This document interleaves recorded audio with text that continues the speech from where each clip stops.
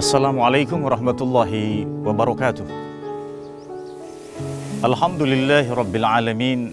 Hadana lihadza wa ma kunna linahtadiya laula an hadana Allah. Allahumma salli ala sayyidina Muhammadin wa ala alihi wa ashabihi ajma'in, amma ba'du. Sobat muslim, segala puji bagi Allah, tidak henti-hentinya kita panjatkan atas segala limpahan anugerahnya kepada kita, hingga pada kesempatan menjelang buka puasa di hari yang ke-24 ini, kita merasakan sebuah kenikmatan yang hanya dapat dirasakan oleh orang-orang yang beriman. Sobat muslim, puasa kita mempunyai satu orientasi utama untuk menggapai satu derajat yang begitu mulia di sisi Allah Subhanahu wa Ta'ala. Apakah orientasi utama itu?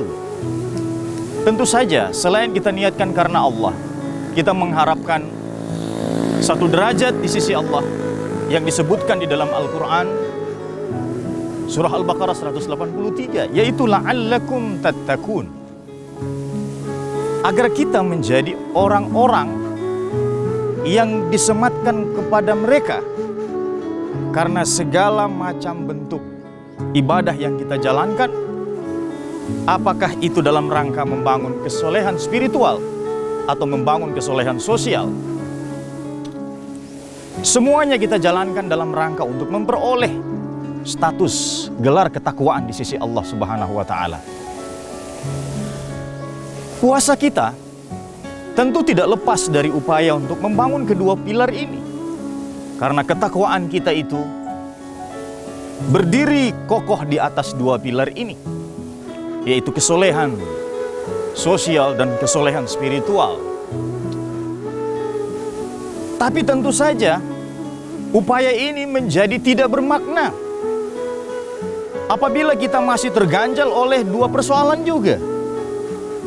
Karena yang kita bangun ini adalah ibadah-ibadah yang berorientasi secara vertikal kepada Allah Subhanahu wa Ta'ala, dan juga berorientasi secara horizontal kepada sesama manusia.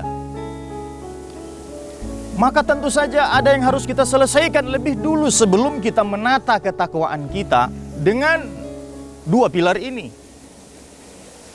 Membaca Al-Quran, memperbanyak tilawah, zikir, kita mengeluarkan zakat, kita memberikan buka puasa kepada orang-orang yang sedang berpuasa. Kita menata segala macam bentuk ibadah sosial dan spiritual menjadi tidak bermakna ketika kita masih terganjal dua persoalan dalam konteks hablum minallah dan hablum minannas. Apakah persoalan itu? Jangan sampai ketika kita sedang menjalani ibadah puasa ini sedang sibuk-sibuk menata ibadah-ibadah kita, tetapi di belakang kita ada satu persoalan yang mengganjal. Ada dosa-dosa yang ternyata kita tidak sadari belum diridhoi oleh Allah Subhanahu wa Ta'ala. Kita selalu mengatakan bahwa bulan Ramadan ini adalah bulan suci. Tapi pantaskah ketika orang yang memasuki gerbang Ramadan adalah orang-orang yang dirinya dalam keadaan masih kotor dengan perbuatan-perbuatan dosa, masih kotor dengan perbuatan-perbuatan dosa besar? Maka walaupun komitmen untuk tidak melakukan dosa itu kita lakukan di bulan ini, tetapi ada setahun yang lalu persoalan-persoalan itu masih mengganjal kita, maka tentu saja ucapan istighfar kita tidak boleh kita putuskan. Harus senantiasa kita lafazkan istighfar itu dalam rangka untuk menyelesaikan persoalan-persoalan berupa dosa kita kepada Allah Subhanahu wa Ta'ala. Dan tentu tidak setiap dosa dapat dihapuskan dengan istighfar. Ada bagian dosa yang digolongkan ke dalam minal kabair, dosa-dosa yang tergolong sebagai dosa besar. Dan tentu saja membutuhkan usaha besar, membutuhkan taubat yang besar, taubatan nasuha, agar kita lepas dari ganjalan dalam konteks hablum minallah itu. Maka sebelum menata setiap amalan kita di bulan suci Ramadan ini, Sebelum kita selesaikan seluruh ikhtiar kita untuk menata ibadah-ibadah kita, maka mari kita manfaatkan waktu yang ada untuk senantiasa tekun memohonkan ampun kepada Allah Subhanahu wa taala. Allahumma innaka afuwun tuhibbul afwa fa'fu anni. Allah itu menyukai orang yang meminta ampun kepadanya, maka memohon ampunlah kepadanya. Dan tidak ada upaya lain yang lebih tinggi daripada ikhtiar untuk melakukan taubatan nasuha sebagai bagian dari kesungguhan kita agar terlepas dari ganjalan persoalan-persoalan dosa besar. Agar jangan sampai justru karena dosa itulah yang akan mengganjal setiap amalan kita di bulan suci Ramadan ini. Yang kedua, mari kita bersihkan diri kita dari persoalan-persoalan yang mengganjal, masih mengganjal pada konteks hablum minan nas. Datangilah saudara kita. Karena mendatangi saudara kita jauh lebih afdol dibanding kita hanya mengirimkan berupa kiriman SMS atau kiriman permohonan maaf lewat media sosial. Sungguh ini hanya akan membuat buramnya kerinduan yang akan terjalin, membuat buramnya rasa cinta, ta'liful qulub di antara sesama muslim. Maka ada kesempatan yang Allah berikan sebelum Ramadan ini berakhir. Datangilah saudara kita, memohonlah untuk dihalalkan setiap dosa-dosa kita kepadanya. Karena Allah Subhanahu wa taala juga mengancam kepada orang-orang yang masih berselisih, masih bermusuhan, belum saling menghalalkan.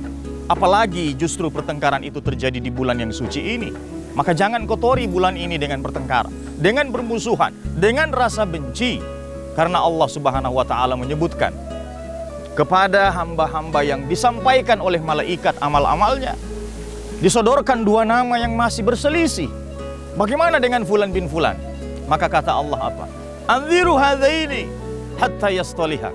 Tundalah kedua orang ini, tundalah amal mereka kalian angkat kepadaku sampai mereka berdamai.